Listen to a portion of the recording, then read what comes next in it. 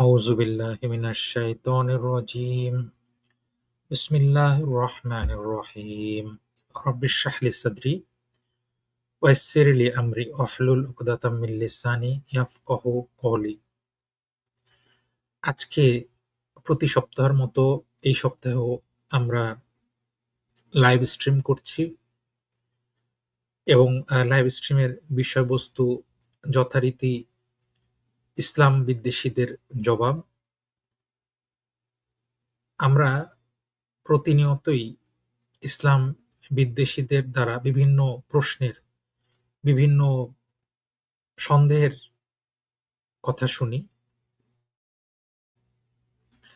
এবং তারা প্রতিনিয়ত বিভিন্নভাবে মানুষকে বিভ্রান্ত করার জন্য বিভিন্ন প্রসঙ্গ তুলে আনে, ইসলামের বিরুদ্ধে কথা বলে, ইসলামের বিভিন্ন বিষয় নিয়ে তারা তাদের মতো করে আপত্তি উপস্থাপন করে এবং যারা মুসলিম দায়ী আছেন তারা প্রতিনিয়তই এগুলির উত্তর দিয়ে যাচ্ছেন। কিন্তু তারপরেও দেখা যায় যে মানুষ বিভিন্নভাবে এই সমস্ত ইসলাম বিদ্বেষী নাস্তিকদের কথায় বিভ্রান্ত হয়ে অনেক ক্ষেত্রে তারা ঈমান থেকে দূরে সরে যান, ইসলাম থেকে দূরে সরে যান এবং ঈমান হারা হয়ে যান। সুতরাং আমাদের উদ্দেশ্য হচ্ছে এটাই যে মানুষকে সঠিক তথ্যটা জানানো, তাদের যে ভুল উপস্থাপনাগুলা সেগুলা তুলে ধরা এবং তাদের ভুলগুলি তুলে ধরা এবং সত্যটা সামনে নিয়ে আসা। তো সেই উদ্দেশ্যেই আমরা কাজ করে যাচ্ছি এবং ইসলাম বিদ্বেষীদের যে বিভিন্ন প্রশ্নের জবাব সেগুলো আমরা দেওয়ার চেষ্টা করে যাচ্ছি। তো আমরা আলোচনা করছিলাম গত সপ্তাহেও যে ইসলামে দাস-দাসী প্রথা নিয়ে। তো এই সপ্তাহে তারই ধারাবাহিকতায় আমরা আজকেও আরেকটি গুরুত্বপূর্ণ টপিকস নিয়ে আমরা আলোচনা করব। সেটা হচ্ছে যে ইসলামে যে ক্রীতদাসী বা যুদ্ধবন্দিনীদের সাথে শারীরিক সম্পর্কের ব্যাপারে বৈধতা দেয়া হয়েছে তার সম্বন্ধে ইসলামে আসলে কিভাবে এর বৈধতা দেয়া হলো এবং এর স্বরূপটা কি সেটা নিয়ে আমরা আলোচনা করব, যেটা নাস্তিকদের, ইসলাম বিদ্বেষীদের খুব ফেভারিট একটি প্রশ্ন। তারা সবসময় এই প্রশ্নটি করে থাকেন। তাহলে আমরা চলুন দেখি যে ইসলামে ক্রীতদাসী বা যুদ্ধবন্দিনীদের সাথে যৌন সম্পর্কের বৈধতার স্বরূপ কি।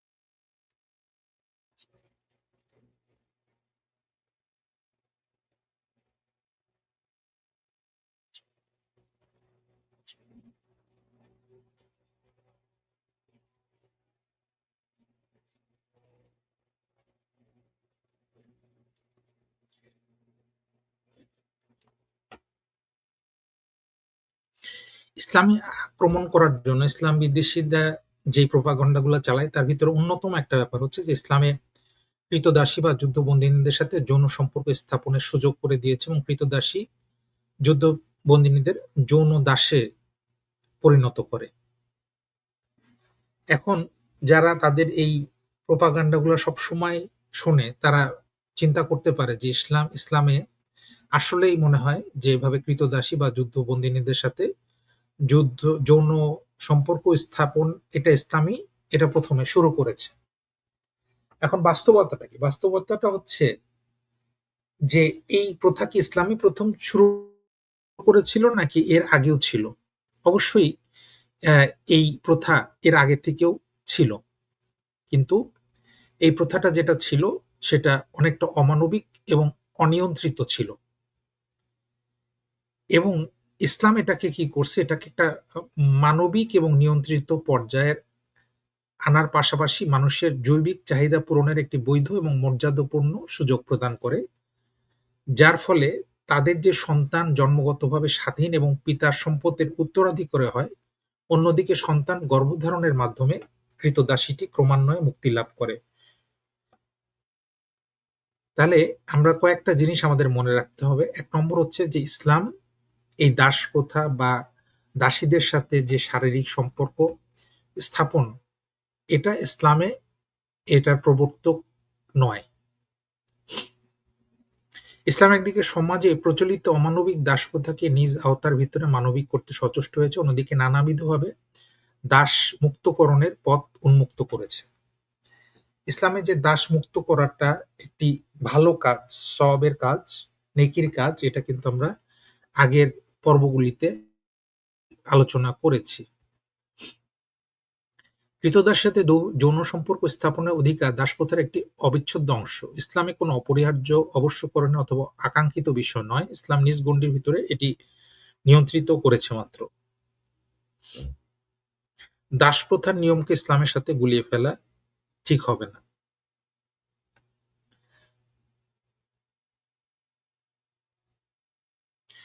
আচ্ছা, ইসলামে একটি রাষ্ট্র যখন যুদ্ধবন্দীদেরকে গ্রহণ করে তাদেরকে কি করতে পারে? একটা হচ্ছে যে তাদেরকে কতল করা যেতে পারে। তাদের যদি ইসলামী রাষ্ট্রের জন্য নিরাপত্তার জন্য হুমকি স্বরূপ হয়, তাহলে তাদের যে যুদ্ধ সক্ষম যে পুরুষ আছে তাদেরকে হত্যা করা, এটার বিধান যেতে পারে। যেহেতু তারা যুদ্ধবন্দী, যারা রাষ্ট্রের বিরুদ্ধে যুদ্ধ করছে সেই অপরাধে। কিন্তু এটা নারী, শিশু বা বৃদ্ধ, বৃদ্ধা তাদের জন্য এটা প্রযোজ্য নয়। আরেকটা হচ্ছে যে নিঃশর্তভাবে মুক্তি দিতে পারে। রাষ্ট্র চাইলে যুদ্ধবন্দীদেরকে কিন্তু তারা নিঃশর্তভাবে মুক্ত করতে পারে। আরেকটা হচ্ছে মুক্তিপণ।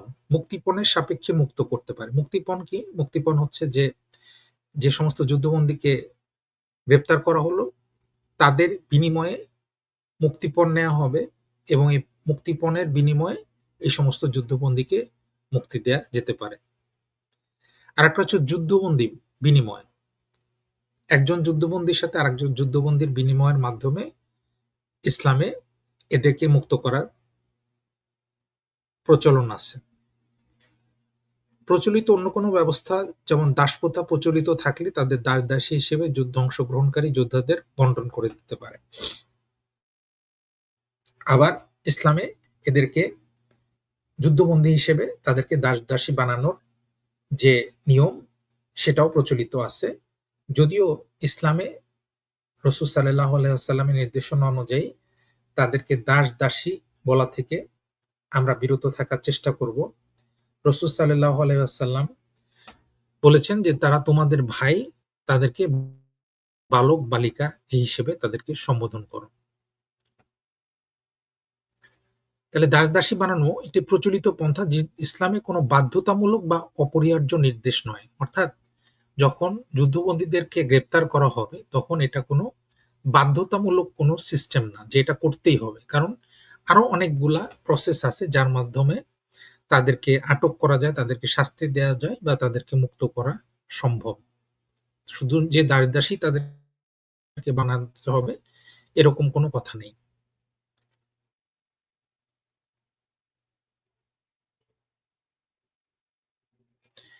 আচ্ছা, ইসলামে যদিও স্বাধীন ব্যক্তির বেচাকেনা নিষিদ্ধ করার মাধ্যমে দাসপ্রথার মূল উৎস বন্ধ করে দিয়েছে, দাসমুক্তির নানাবিধ পথ উন্মুক্ত করেছে।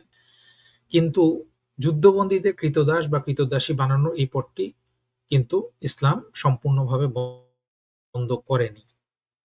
এখন আমরা দেখব যে ইসলাম কেন এটা সম্পূর্ণভাবে বন্ধ করেনি।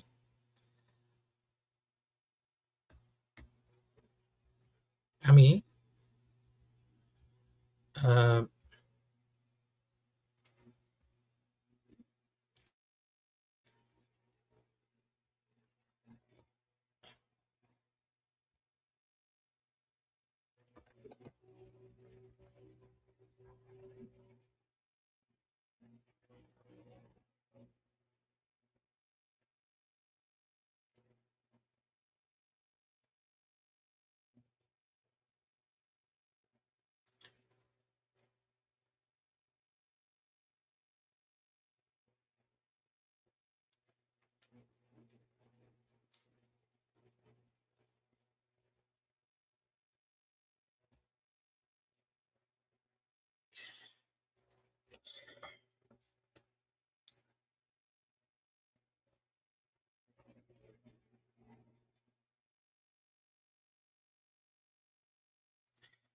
আচ্ছা, ইসলাম যদি এককভাবে এই দাস প্রথাটা বন্ধ করে দিত, তাহলে দেখা যেত যে মুসলিমরা বিভিন্ন যুদ্ধে ক্ষতিগ্রস্ত হচ্ছে। কারণ অন্যান্য যেই রাষ্ট্রগুলি তারা কিন্তু এই দাস প্রথার প্রচলন কিন্তু তাদের আ আ রাষ্ট্রগুলিতে ছিল এবং তাদের সেনাবাহিনীগুলিতে ছিল। তাহলে ইসলাম যদি এককভাবে এই দাস-দাসীদেরকে তারা মুক্ত করে দেয় সম্পূর্ণভাবে, তাহলে কি হবে? যে তখন তাদের ভিতরে কোনো যুদ্ধ বন্দি বিনিময় করা বা এগুলা করা সম্ভব হতো না।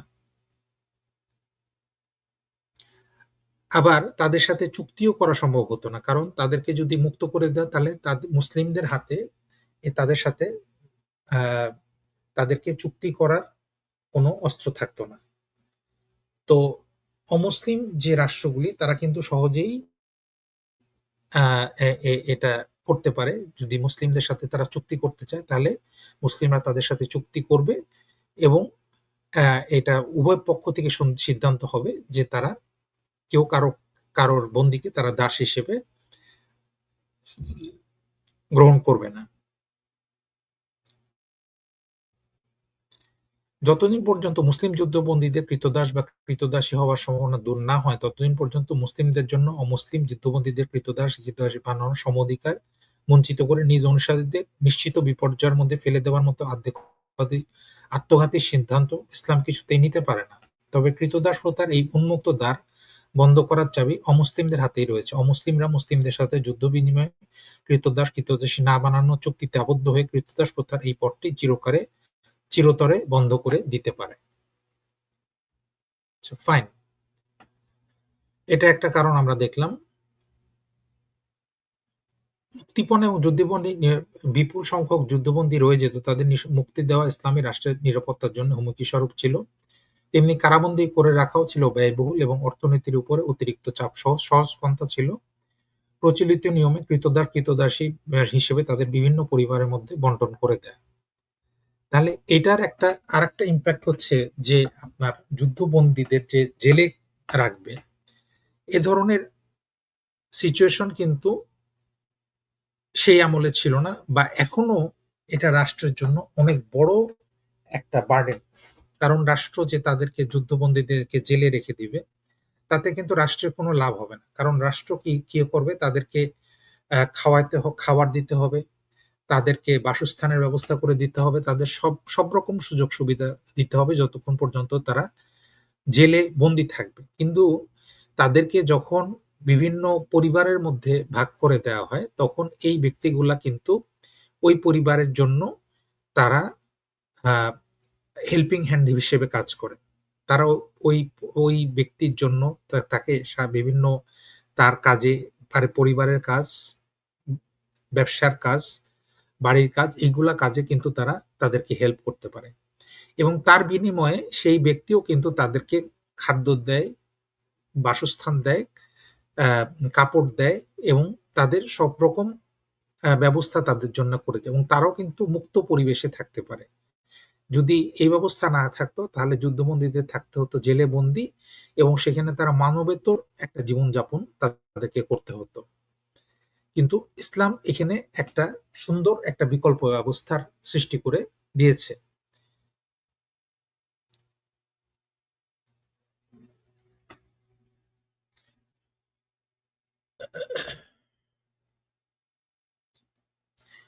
অন্যদিকে যেই বন্দী তাদেরও কিন্তু একটা আ মুক্তির একটা ব্যবস্থা থাকতো। কারণ যেহেতু যুদ্ধবন্দীদেরকে তাদেরকে আ আ কৃত আ মুক্ত তাদেরকে তারা কিন্তু চাইলে নিজেদেরকে মুক্ত করতে পারত। কিভাবে? তারা কিন্তু যে ইনকামটা করত এই সমস্ত দাস-দাসী তাদের ইনকামের একটা অংশ তারা নিজেরা রাখতে পারত এবং এই অংশ দিয়ে নিজেরাই নিজেদেরকে তাদের যে নির্ধারিত দাম নির্ধারিত করে দেওয়া হতো, সেই নির্ধারিত দামটা পরিশোধ করার মাধ্যমে তারা নিজেরা কিন্তু মুক্তি পেতে পারত। তাহলে তাদের মুক্তির একটা রাস্তা কিন্তু এই দাসপ্রথার মাধ্যমে করা হয়েছিল। যেটা কিন্তু কখনোই যুদ্ধবন্দী হিসেবে জেলে থাকলে কিন্তু তাদের এটা করা সম্ভব ছিল না। আর ইসলামের জন্য একটি হচ্ছে যে তারা কিন্তু যেহেতু ইসলামের মুসলিমদের আন্ডারে থাকতো, সেহেতু তাদের পরিবারের সাথে থাকার ফলে তাদের তাদের বিয়ে-শাদীর মাধ্যমে বা অন্যান্য আ আ পারিবারিক সম্পর্কের মাধ্যমে তারা কিন্তু মুসলিম হয়ে যাওয়ার সুযোগ রয়েছে। তাহলে এতগুলি সুযোগ সুবিধা থাকার কারণেই কিন্তু ইসলাম এই প্রথাকে সম্পূর্ণরূপে রহিত করেনি।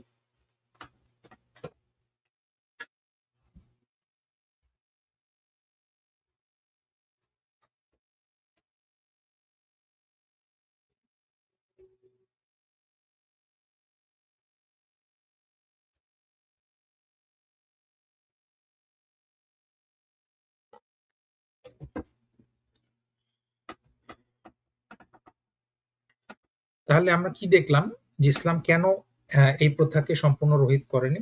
তার একটা কারণ হচ্ছে যে অন্যান্য সকল রাষ্ট্রই কিন্তু আ আ তখনকার সময়ে এই ১৮০০ শতাব্দী পর্যন্ত এই দাসপ্রথা চালু ছিল এবং যুদ্ধবন্দীদেরকে দাস হিসেবে রাখার প্রচলন ছিল। তাহলে যদি মুসলিমরা যদি ১৪০০ বছর আগে যদি দাসদেরকে দাসপ্রথা উঠিয়ে দিত, তাহলে এই গত ১২০০ বা ১১০০ বছর ধরে ১২০০ বছর ধরে এই যে অন্যান্য রাষ্ট্র যে তাদের দাসপ্রথার প্রচলন রাখলো, তাহলে যে মুসলিমরা এককভাবে যদি তারা দাসপ্রথা উঠিয়ে দিত, তাহলে কিন্তু মুসলিমরা এই যুদ্ধগুলিতে তারা ক্ষতিগ্রস্ত হতো ডেফিনিটলি। তাহলে কোনোভাবে এটা একটা বাস্তবসম্মত সমাধান হতে পারে না।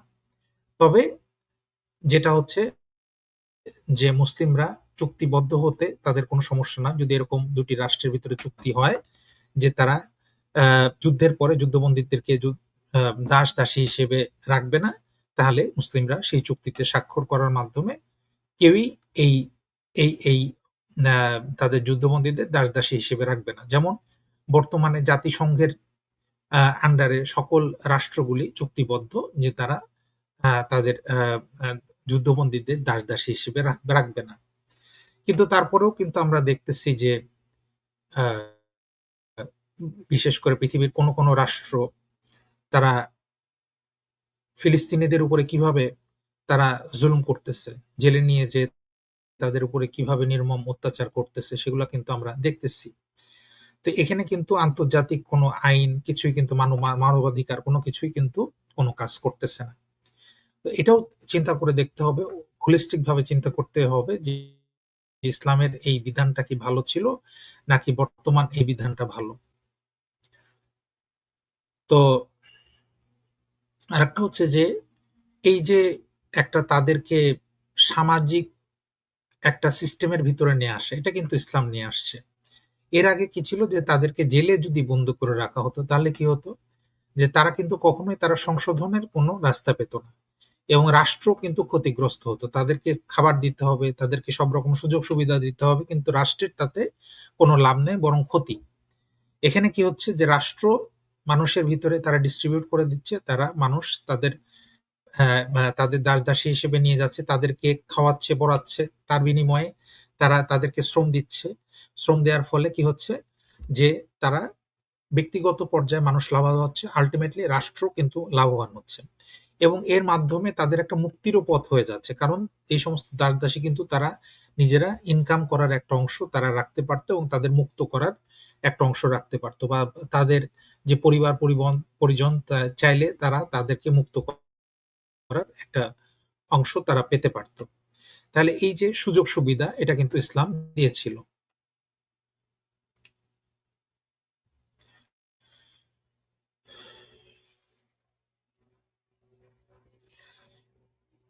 ক্রীতদাসীদের জন্য কোরআনে ব্যবহৃত ভাষাটা হচ্ছে মা মালিকাত আইমানুকুম।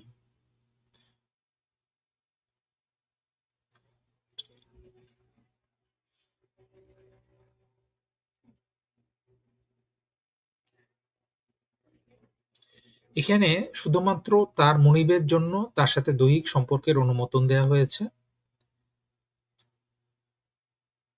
আবার ২ নম্বর আয়াতে আমরা দেখতেছি যে আ তোমার আ আ যে মা মালেকাত আইমানুহুম তাদের আ আ অধিকার লব্ধ যে দাসী বা যুদ্ধবন্দিনী তাদের সাথে আ শারীরিক সম্পর্কের অনুমোদন ইসলাম দিয়েছে।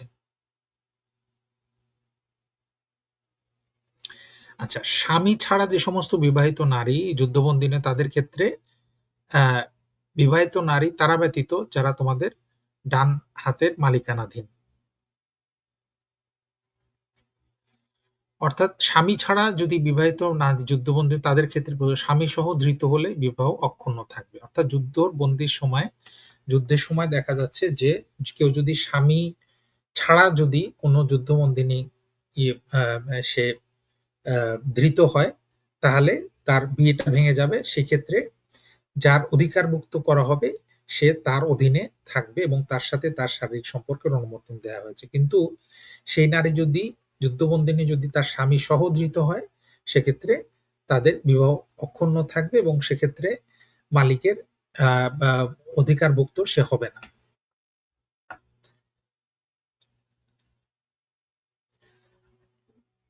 অন্যের ক্রীতদাসীকে মনিবের অনুমতিক্রমে বিবাহের অনুমোদন। ইসলাম কি করে যে আপনার ক্রীতদাসীকে আপনার একজন মানুষ সে বিয়ে দিতে পারবে অন্য একজন ব্যক্তির সাথে। যে ব্যক্তি স্বাধীন মুসলিম নারীকে বিয়ে করার সামর্থ্য রাখে না, সে তোমাদের অধিকারভুক্ত মুসলিম ক্রীতদাসীকে বিয়ে করবে। অর্থাৎ একজন মানুষ ইসলামে যেহেতু মোহরের বিধান আছে, সেহেতু সবার ক্ষেত্রে এই মোহর দেয়া সম্ভব হয় না। সেক্ষেত্রে সে চাইলে একজন ক্রীতদাসীকে সে চাইলে বিয়ে করতে পারে। নিজের ক্রীতদাসীকেও বিয়ে করতে পারে, আবার অন্যের ক্রীতদাসীকেও চাইলে বিয়ে করতে পারে এবং যার অধিকারভুক্ত ক্রীতদাসী সে যদি তাকে বিয়ে দেয়, তাহলে সে নেকির আ অধিকার নেকির ভাগী হবে।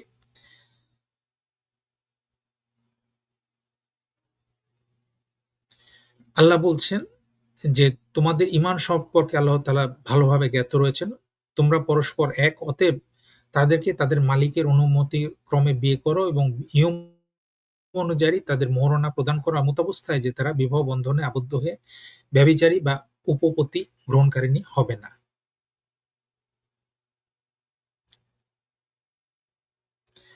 আল্লাহ তাআলা বিয়ের নির্দেশ দিচ্ছেন, "তোমাদের ভিতরে যারা বিবাহহীন তাদের বিবাহ সম্পাদন করে দাও।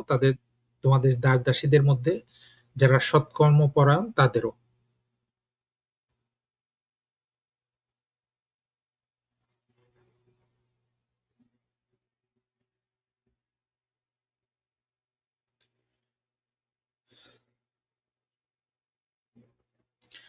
দাস-দাসীদের পতিতাবৃত্তিতে নিযুক্ত করা যাবে না।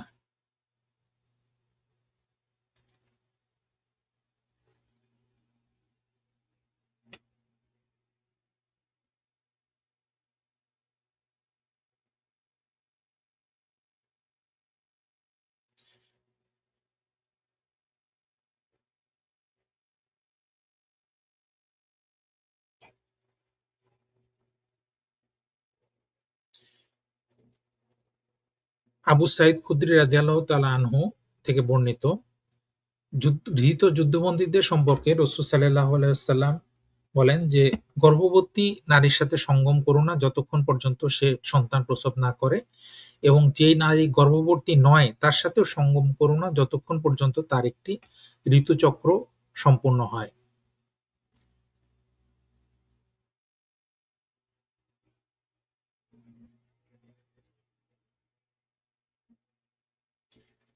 আরেকটি হাদিসে আসছে রাসূল সাল্লাল্লাহু আলাইহি ওয়াসাল্লাম বলেছেন, "আল্লাহ এবং তার শেষ দিবসে বিশ্বাসী ব্যক্তির জন্য বৈধ নয় যে অন্যের ফসলে পানি দেয়া অর্থাৎ কোন গর্ভবতী নারীর সাথে সঙ্গম করা এবং আল্লাহ এবং শেষ দিবসে বিশ্বাস ব্যক্তির জন্য বৈধ নয় কোন যুদ্ধবন্দী নারীর সাথে সঙ্গম করা যতক্ষণ এটা প্রতিষ্ঠিত হয় যে সে গর্ভবতী নয়।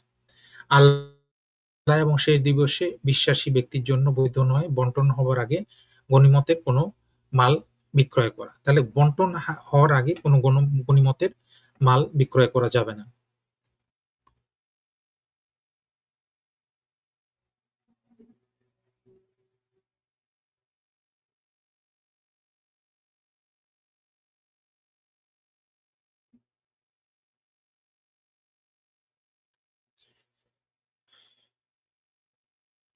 উমর ইবনে খাত্তাব খালিদ ইবনে ওয়ালিদ সৈন্যবাহিনী সহ প্রেরণ করেন। খালিদ রাদিয়াল্লাহু তাআলা সৈন্যদল জিরার ইবনুল আজওয়ারকে প্রেরণ করেন এবং তারা আসাদ গোত্রের একটি এলাকা দখল করেন। তারা একটি সুন্দরী নারীকে বন্দী করেন এবং জিরার প্রতি আকৃষ্ট হন। তিনি তার সঙ্গীদের থেকে নারীটিকে চাইলেন এবং তারা তাকে দিয়ে দিল। তিনি তার সাথে সঙ্গম করলেন। উদ্দেশ্য পূরণ হওয়ার পরে কৃতকর্মের জন্য তিনি অনুতপ্ত হলেন এবং খালিদ রাদিয়াল্লাহু তাআলা আনহুর নিকট গিয়ে এই সম্পর্কে বললেন। খালিদ রাদিয়াল্লাহু তাআলা আনহু বললেন, "আমি তোমার জন্য এর অনুমোদন ও বৈধতা প্রদান করছি।" কিন্তু জিরার বললেন, "না, উমরকে চিঠি না পাঠানো পর্যন্ত নয়।" উমর উত্তরে লিখলেন, "তাকে রজম বা প্রস্তাঘাতে হত্যা করতে হবে।" কিন্তু এই চিঠি পৌঁছাবার আগেই জিরার ইন্তেকাল করেন। খালিদ রাদিয়াল্লাহু বলেন, "আল্লাহ জিরারকে অপমানিত করতে চাননি।" অর্থাৎ এই হাদিসটি থেকে কি প্রমাণিত হলো? প্রমাণিত হলো যে এটা যেই নারীটিকে সে যেই প্রসেস, ইসলামের যে প্রসেস সেই অনুযায়ী সে নিজের সে সেখানে সরাসরি তার প্রতি আ সে চেয়ে নিয়েছিল, সরাসরি সে নিয়েছিল এবং সে রাষ্ট্রীয়ভাবে বন্টনকৃতভাবে নেয়নি এবং তার সাথে সে শারীরিক সম্পর্ক স্থাপন করেছিল এবং সে বুঝতে পারছে যে এটা তার ভুল হয়েছে। অতঃপর আ হযরত উমর রাদিয়াল্লাহু তাআলা আনহু তাকে রজমের মাধ্যমে হত্যার নির্দেশ দিয়েছিল। অর্থাৎ এটাকে ব্যভিচার হিসেবে তিনি এটাকে চিহ্নিত করেছিলেন। অর্থাৎ সে তার অধিকারভুক্ত নারী হওয়ার আগেই তার সাথে সে শারীরিক সম্পর্ক স্থাপন করেছিল। চাইলে তিনি তার অধিকারভুক্ত নারী করতে পারতেন যেটা রাষ্ট্রীয় নিয়মে, তবেই এটা তার জন্য হালাল হতো।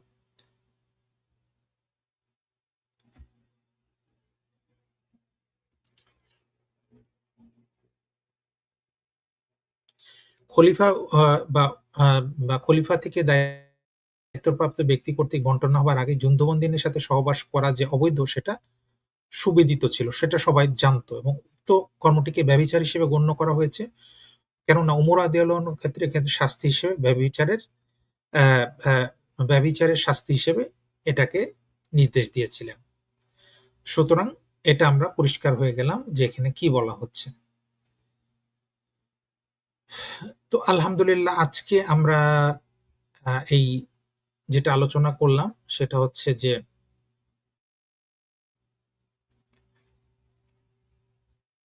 ইসলামে ক্রীতদাসী এবং যুদ্ধবন্দী ইন্দ্রদের সাথে যৌন সম্পর্কের বৈধতার স্বরূপ এটা ইসলামে কি বলছে।